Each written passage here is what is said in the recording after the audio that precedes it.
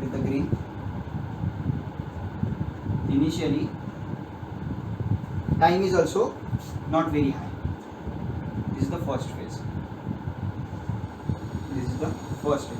Due to the very poor solubility of oil and water, we are not getting that much amount of degree of splitting in our first stage. When the reaction is goes on again, just like up to this stage, second stage, water starts solubling into the fatty acids present in our triglyceride. That is now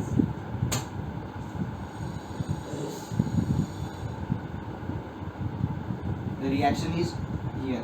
This is our first part, this is our second part, and degree of splitting is here.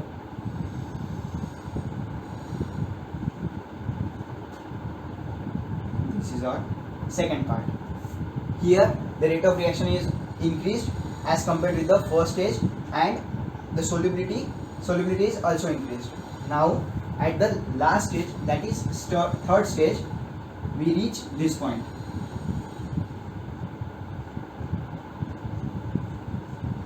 This point is known as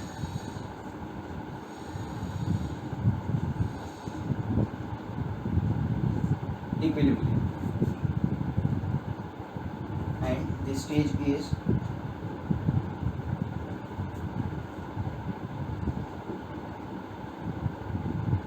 third stage. This is our first stage, this is our second stage, this is our third stage. Now it is almost near to 100%. Degree of splitting is almost near to 100%. This is your 0, and this is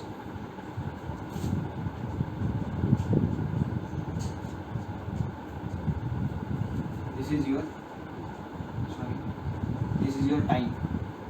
Time is also very high. So what actually here happens, the both fatty acid and glycerol are in equilibrium at that point, this point. So the liberation of fatty acid is very high. That is, just consider here from, this is a straight line. Liberation of fatty acid from triglyceride is very high, because this is almost a very less slope is there. So it's just like a straight line, and after some certain point it will goes on reducing, and here it is end. Why it is goes on reducing? The time of equilibrium is very less, and the liberation is very high. Once the maximum amount of fatty acid is get liberated from the oil or fat, then the quantity of fatty acid present in our actual raw material, that is in oil, will be very less, and after that point, when it is reduced, when it is very low, the amount of fatty acid is very low, we need to forcefully complete the reaction. We just following one step, that is the recovery of glycerol should be very high, strong, to forcefully complete the reaction, and there should be no oil present as our raw material, and from that point the fatty acid is very low, and after some time here the rate of reaction or rate of liberation is slow. After this point, after the straight line, consider this span of graph is a straight line. Please note it. And after that the slope goes down and it will end here. Again the rate of splitting will be decreased in this portion, because the concentration of fatty acid in our actual oil is very low. After a very high recovery of fatty acid is there, or separation is there, so it will goes down, and at some stages there is no recovery or zero recovery of glycerol is there. So our fat splitting is complete. Fat splitting is 100% complete. Hope so everyone understand this graph.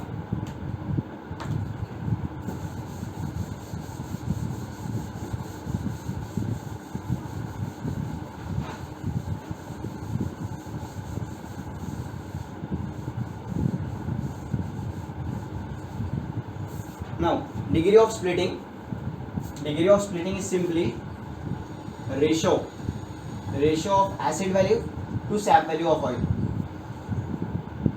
Acid value everyone is aware of that, that is 0.1 normal alcoholic kWh required to neutralize free fatty acid present in 1 gram of oil or fat, that is it tends for free fatty acid. Second one is sap value. Sap value is again same 0.1 normal alcoholic NaOH required to saponify 1 gram of oil or fat completely. Okay, so here is the concept of soap. So from that we can calculate degree of splitting, and after the completion of this hydrolysis reaction, degree of splitting is mostly just like the numbers 94%, 98%, 99%, etc. Depends on n number of different parameters is there. This is all about degree of splitting.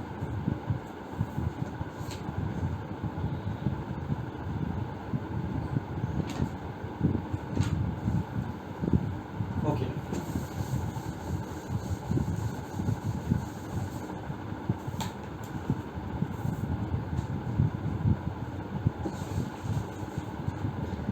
After degree of splitting, let's focus on effect of various parameters just like temperature, pressure, catalyst, and ratio of reactant in the hydrolysis of fats. This is a very small topic. Temperature, pressure, catalyst on this fat splitting reaction or hydrolysis of reaction.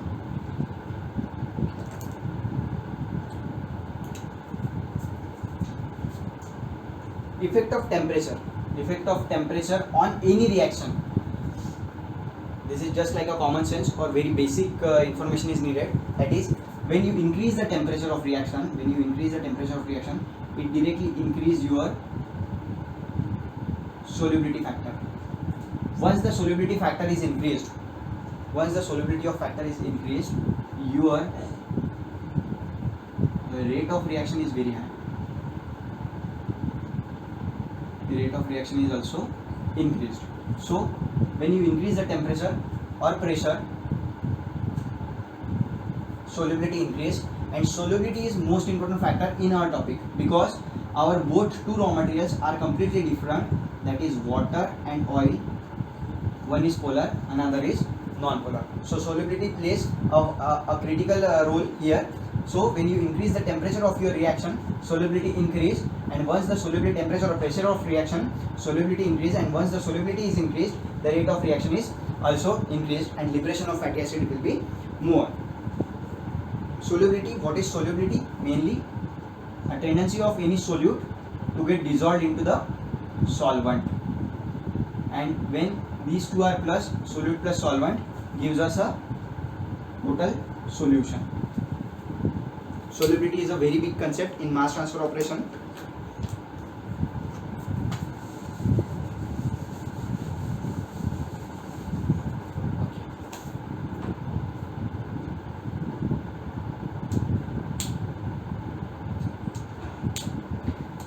Here is another topic, that is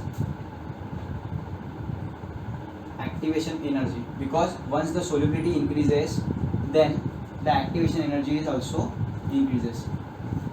A small graph of activation energy is there. This is your raw material, this is your product, this is somewhat here is 1 point, and this is your energy, this is your time.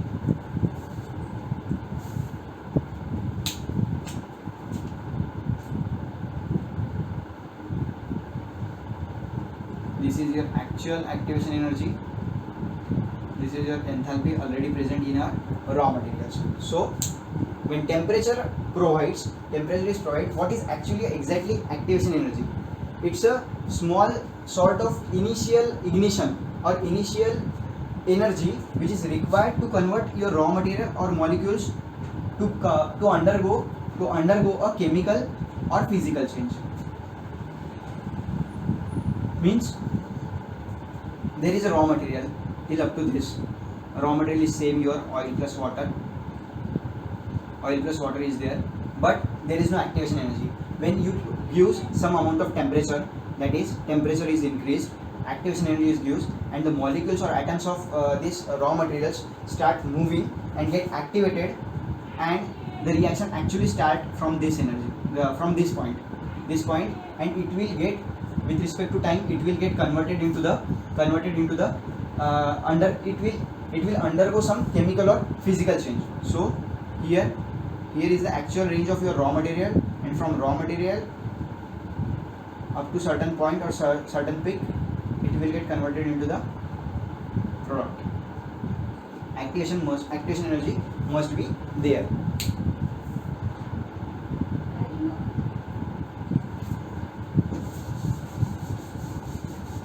Our next topic is related to the same point. Same point is there, that is when we increase in our hydrolysis reaction,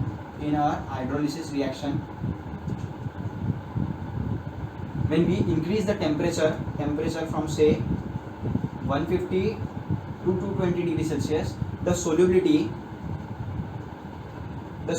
of water in oil is increased by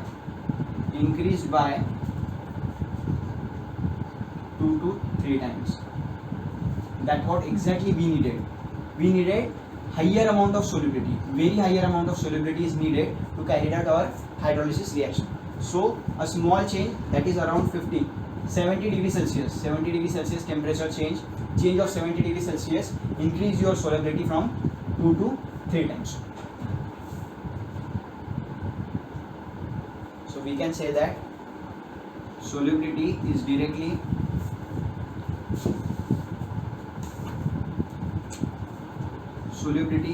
proportional to your temperature and pressure, or when there is a increase in temperature and pressure, it also increase your solubility.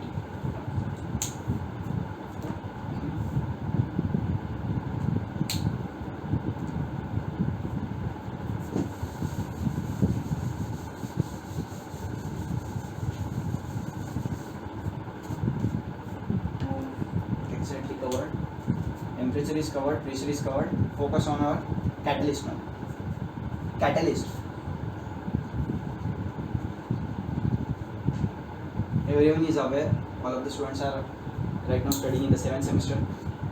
But just in short, I will introduce what is catalyst. Catalyst is the third component which may or may not be other than the raw materials used in the reaction. That is, if we are talking about the autocatalytic reaction, that is autocatalytic, then this is our raw material R1 R2 gives us P1. This is our oil, this is our water, gives us P1 plus P2, fatty acid plus glycerol. So one of the raw material, that is oil or water, itself plays the role of catalyst, then it's said to be a autocatalytic reaction. But when this phenomena is not happen, and we add some third component that never participate in the reaction but helps to react in a faster way and get our products more quicker, it can increase the rate of reaction, mainly rate of reaction. That is third component is known as catalyst. And here some metal oxides are used mainly, just like zinc, magnesium, and it also used few times. A sulfuric acid is used as a catalyst in small quantity. Catalyst, when we classify it, it is inhibitors and promoters. Inhibitors mainly slows down the rate of reaction, and promoters increase the rate of reaction. Promoters is the best example. This is our fat splitting. In inhibitors, penicillin is one of the example which is used in the pharmaceutical industry or pharma products. Okay. Then,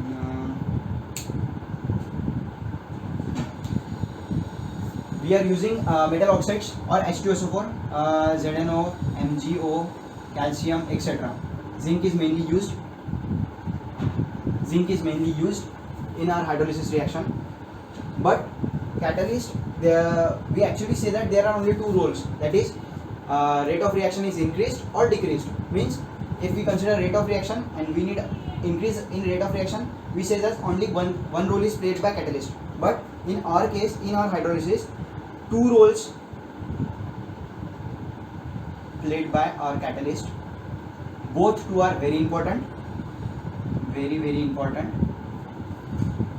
First one is increase rate of reaction or promote the reaction, and second one is it assist or resist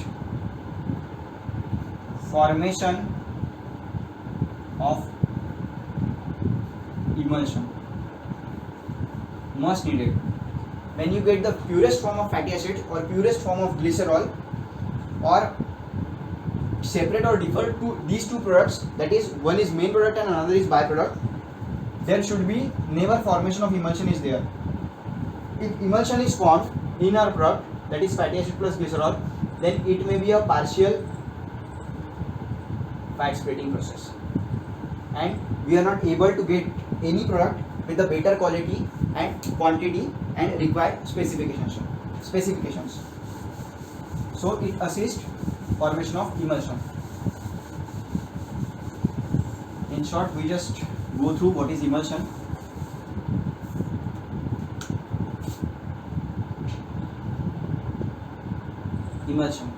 Emulsion is simply a mixture of a polar and a non-polar substance, just like oil plus water forms emulsion. That is, these two are never naturally miscible with each other.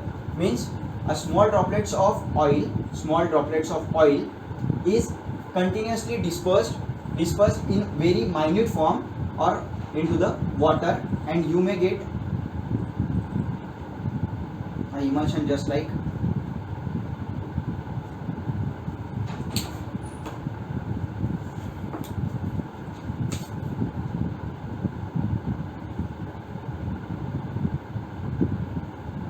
these are very fine or minute droplets,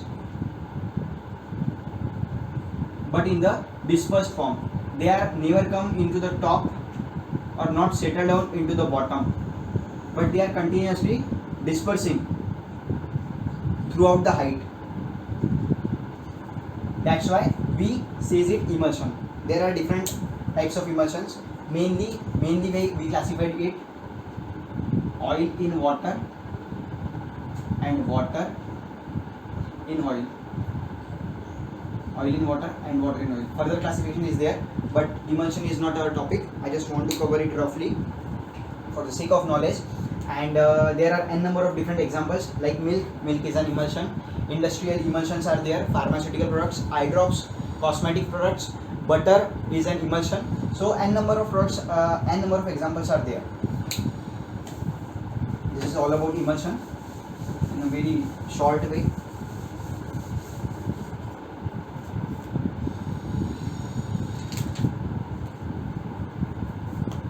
Now we will move on. Various processes used for fat splitting.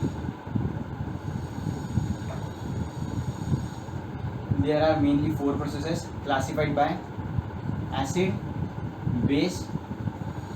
One is acid, one is 2 processes are on base, and next one is enzymatic fat splitting. Okay. These 4 processes we will discuss in our next class and next video. I will upload it and detail about the all four processes, how we get the fat splitted by using different processes, and how they are differ from each other. What is the advanced one? Which one is the oldest one? And what are the advantages and disadvantages of each and every process on each other.